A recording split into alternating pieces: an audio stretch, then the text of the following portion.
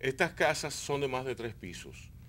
Evidentemente eso tiene, de la misma manera había una regulación de no negocios, porque es un área residencial de propietarios, hay negocios ya. Pero lo que subyace en lo que a lo que ustedes están diciendo es que si se construyen casas de un solo piso, ¿no habría peligro? Sí, habría peligro, pero menor. ¿Qué es lo que ocurre? Aquí hay una combinación de factores. Baja capacidad de carga del suelo obliga a bajo peso del edificio.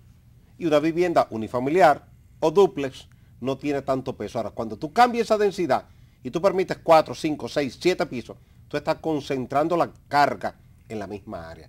Al aumentar la carga bajo un suelo débil, con fenómenos cavernosos debajo, con una serie de pozos filtrantes hechos por el ayuntamiento para drenar las aguas pluviales los días de lluvia, entonces tú estás poniendo juntos dinamita, gasolina, fuego, y tiende a explotar en algún momento. Y eso es lo que tú estás viendo en esas imágenes. ¿Tú advertiste alguna vez lo que pasaría o la calidad del terreno y los riesgos de los prados? Sí, está dicho varias veces, porque había un derrumbe en la acera norte del Club Los Prados y me consultaron sobre eso desde Obras Públicas. Y había otro derrumbe en una calle de la Castellana y Obras Públicas también me consultó. De hecho, en una ocasión, Obras Públicas me sugirió que le presentara un programa de estudios de todo el sector para canalizar las aguas de Los Prados, San Jerónimo y la Castellana hacia la laguna de la Núñez de Cáceres, que en ese entonces no era el parque que es hoy día. Ese es un tema que tiene que conectarse. Claro. Cuando estamos hablando del desastre de Los Prados, yo pienso, y también tú estuviste aquí, aquel parque de las praderas, que un mes después de inaugurado se inundó. Se inundó. Y se había advertido en la prensa que se iba a inundar.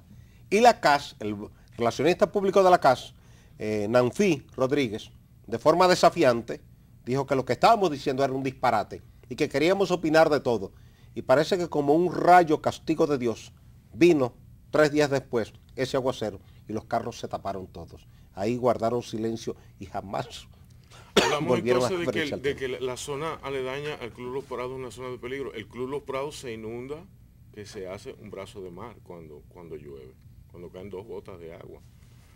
Los carros se sumergen ahí. En Puerto Rico, el parque Luis Muñoz Marín, cuando llueve, el agua sube. Es la sensación que tú tienes como si fuera en Venecia. Tú sientes que el agua sube y la explicación que ofrecen es un deficiente drenaje por una zona así. Claro. Y tú te asombras porque yo viví eso en una feria del libro del año pasado. Tú estás tranquilo y tú ves el agua subiendo. Pero vuelvo al país de las maravillas, como dice Ramón Tejada Holguín, parafraseando a Alicia. Eso no se pudo evitar. Las personas siguen viviendo ahí sabiendo el riesgo de la inversión. ¿Cómo ahora la autoridad le dice que hay que desalojar todas las personas que viven ahí? ¿Quién les paga? Si tú observas detenidamente las fotos, tú vas a ver al lado del derrumbe un registro pluvial. Y vas a ver unos tubos de PVC de 8 pulgadas de diámetro. ¿Qué significa eso? Que ahí estaba, cerca de ese hueco, estaba un pozo filtrante para drenar el agua que se colectaba en las calles de la vecindad. Y el agua que estaba entrando, al pasar entre la junta, fue lavando la arcilla y fue ampliando el hueco, hasta conectar debajo, y eso provocó el desplome de esa situación. De no haber estado el pozo filtrante, no se hubiese generado ese colapso. Entonces, esa es una situación que tiene que ser corregida en lo inmediato. Que la CAS, Obras Públicas y el Ayuntamiento construyan un alcantarillado sanitario pluvial conectado a la Núñez de Cáceres. En la Núñez de Cáceres ya tenemos uno desde la laguna de la Núñez hasta el malecón. Entonces, al tú conectar con alcantarillas, es un drenaje subhorizontal. No es lo mismo que un drenaje vertical que está produciendo un lavado permanente de la arcilla y tarde o temprano genera ese hueco. Con el agravante de que como debajo hay flujos subterráneos, ese flujo va lavando la arcilla y un día te puede ocurrir lo de Guatemala hace 2 años. No, todavía no digas eso, porque con lo que has explicado ahora, tú pudiéramos decir con una actitud muy dominicana, bueno, ese es un caso aislado, pasó porque ese drenaje falló, pero sigan viviendo tranquilos en los prados que no va a ocurrir nada. Pero Osiris tiene un caso que los va a asustar un poco, pero también puede ayudar a prevenir. Regresamos de inmediato.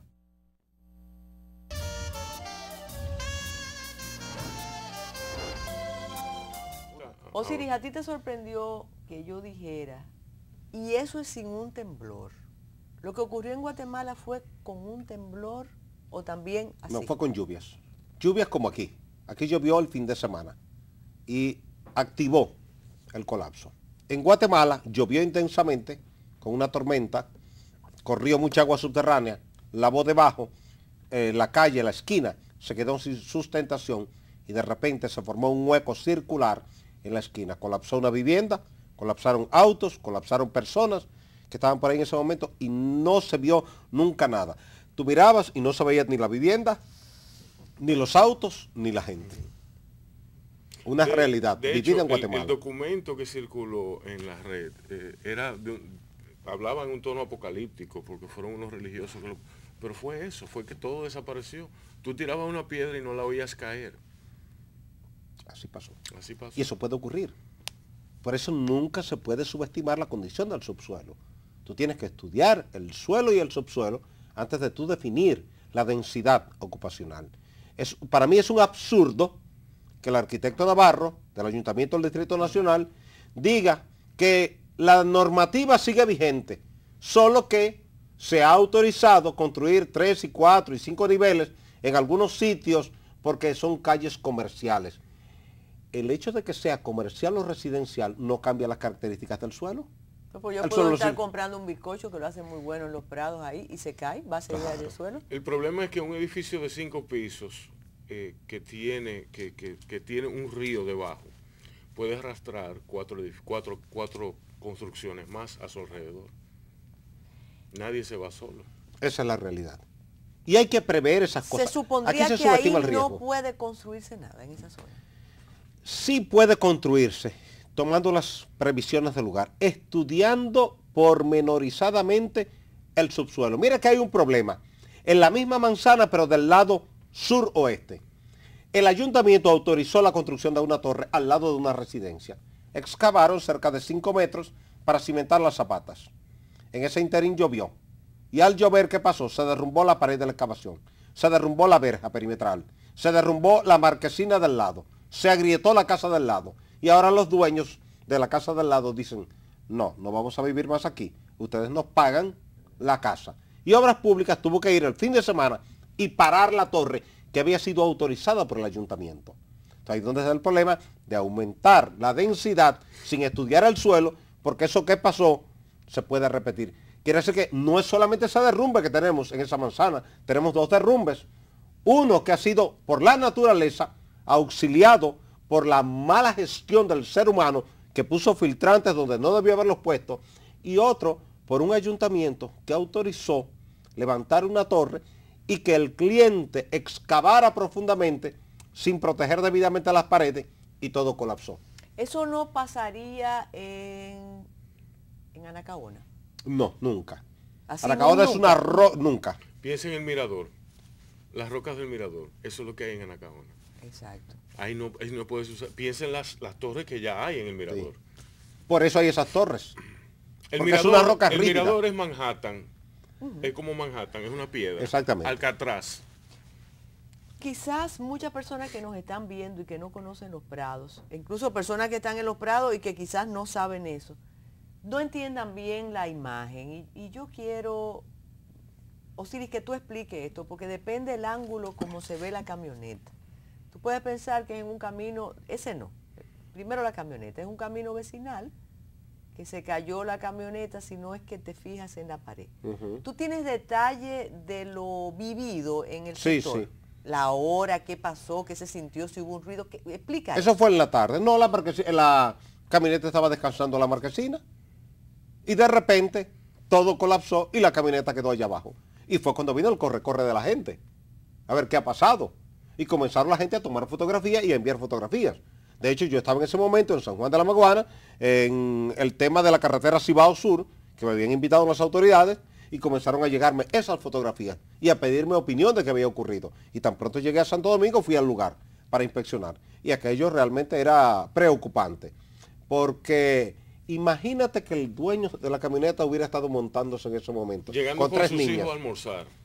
Con 3 niñas. Mira, exactamente. Imagínate eso, que pudo haber ocurrido.